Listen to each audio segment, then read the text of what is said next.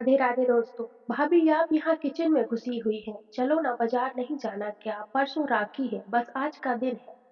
कल ऑफिस जाना है तो समय ही नहीं मिलेगा। राशि ने अपनी जेठानी अनीता से कहा। पर मैंने तो 3 दिन हुए राखी कोरियर से भिजवा दी है। और वह अनीता की बात बीच में काटते हुए आश्चर्य ने राशि ने पूछा।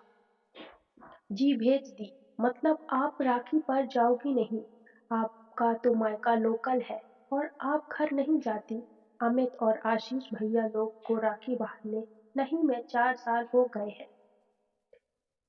राखी और भाई दूज पर अपने मायके नहीं गई, कहते हुए अनिता की आंखें भर आई, जिन्हें छुपाने के लिए वह सिस की तरह मुड़ गई।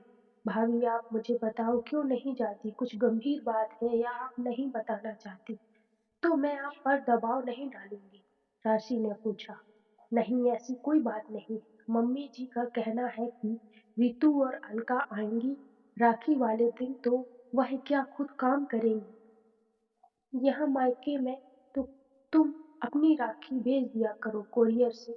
मैंने शुरू में कहा भी कि मैं रात को जाकर भाई लोग को राखी बांधकर सुबह सुबह आ जाऊंगी, तो वह तब भी नहीं मानी। अब अमित, तुम्हारे भाई साहब ने तो मुंह खोलना ही नहीं है, तो क्या करती? या तो कलेश करती या फिर चुप रहती। तो मैंने चुप रहना बेहतर समझा। अब अनीता का जैसे बांध टूट गया और वह बिलख पड़ी। राखी के मुंह से बोलना फूटा, पर इतना तो समझ गई यह स्थिति अब कल फिर से रिपीट होने वाली है। अभी राशि सोच ही रही थी कि नमिता की आवाज आई।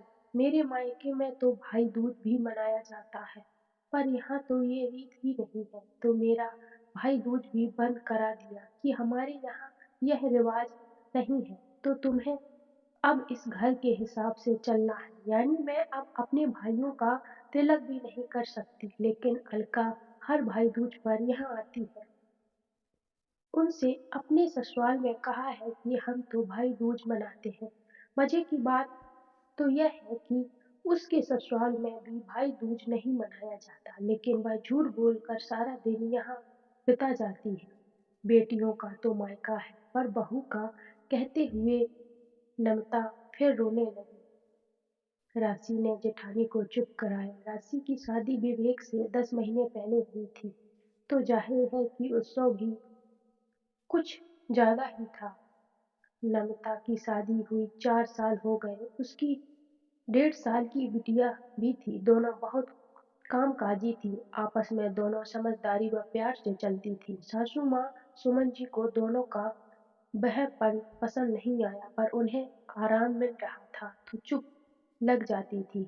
नमता बड़ी बहू पर उनका पूरा कंट्रोल था। नमता का पति नमता का माँ के आगे जुबान नहीं खोलता था। नमता ने शुरू में 1-2 बार कहा भी कि मम्मी का रवैया ठीक नहीं है। रितु और अलका भी आग में घी डालने का काम करती है, पर अमित सिर्फ सुनता है। गलत को भी गलत कहने का साहस उसमें ना था, तो नमता ने भी कुछ कहना छोड़ दिया। रात को डिनर करते समय राशि ने सासू माँ से कहा, मम्मी जी, परसों राखी है। मैं और भाभी कल आधा दिन की छुट्टी लेकर बाजार चली जाएंगी। राशि मिठाई और गिफ्ट भी लाना है, तो कल यह काम करते हुए आएंगे। आपको कुछ मंगवाना है तो बताइए। सुमन जी ने खाते हुए अपना हाथ रोक दिया। तुमने अपनी सखी अभी तक भेजी नहीं कोरियर से? नमता ने तुम्हें बताया नहीं? राखी वाले दिन तुम कैसे जा सकती हो? रितु और अलका ने भी तो आना है। तो सुमन जी की बात बीच में काटते हुए रांची बोली, हाँ तो आए ना, उन्हें किसने मना किया है? वह अपने मायके, हम अपने मायके क्यों भाभी? कहते हुए राशि ने नमिता की तरफ देखा। नमिता की सांस ऊपर नीचे होने लगी। बोली, कुछ नहीं तो क्या त्योहार वाले दिन दोनों अपने मायके आकर यहाँ काम करेंगी? सुमन जी ने आवाज में तेजी लाकर पूछा। क्यों काम क्यों नहीं करेंगी? हम सुबह सुबह सब कुछ तैयारी करके जाएंगे। बस चपाती बनानी होगी तो वो है तो बन ही जाएंगी। 8-10 चपाती ही तो डालनी होगी। भाभी मेरे साथ चली जाएंगी। रास्ते में ही उनका मायका पड़ता है, उन्हें वहां उतार दूंगी और शाम को हम साथ में आ जाएंगे। राशि ने थोड़े में भी सारी बात रख दी। अब सुमन जी का भड़कना स्वाभाविक था। नहीं, नमिता ने तुम्हें बताया नहीं कि राखी पर वह भी मायके नहीं जाती? घर की लड़कियों आएंगी तो यहाँ कौन करेगा? बहू हो तो बहू की तरह रहो। शांति प्रसाद जी, सुमन जी के पति ने कुछ कहना चाहा तो सुमन जी ने एकदम रोक दिया। यह औरतों का मामला है, आप चुप रहिए। और शांति प्रसाद जी चुप बैठ गए। मामा मम्मी जी, बहुत है तो किसी की बेटी और बहन भी है। क्या बहू को अपने भाइयों का शगुन करने का, तिलक करने का कोई हक नहीं है?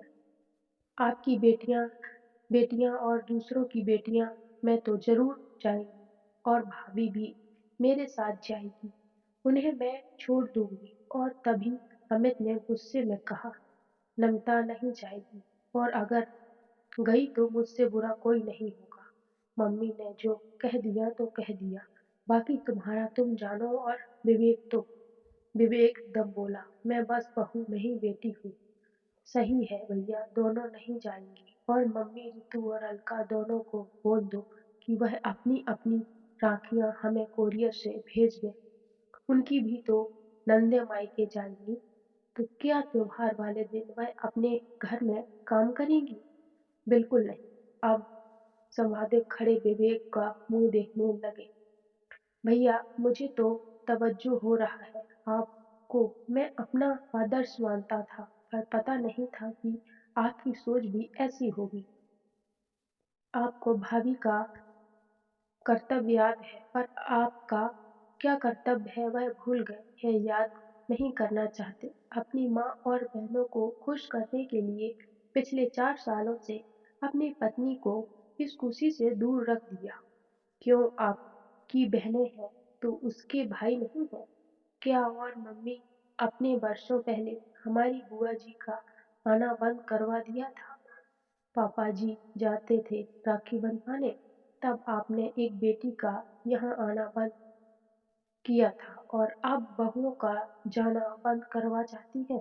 तो ठीक है, फैसला आप करो। अगर इस घर में की बहुएं नहीं जाएंगी तो आपकी बेटियां भी नहीं आएंगी। वह राखी अपने घर मंगवाएंगी, या फिर यहाँ दो बेटियों भी अपने मायके जाएंगी। और ये कहते हुए विवेक कमरे से बाहर चला गया और पीछे छोड़ गया गहन निविष्ठा। तो कैसी लगी स्टोरी दोस्तों? कमेंट सेक्शन में जरूर बताना। स्टोरी अच्छी लगी हो तो प्लीज वीडियो को लाइक कर देना एंड चैनल को भी सब्सक्राइब कर देना।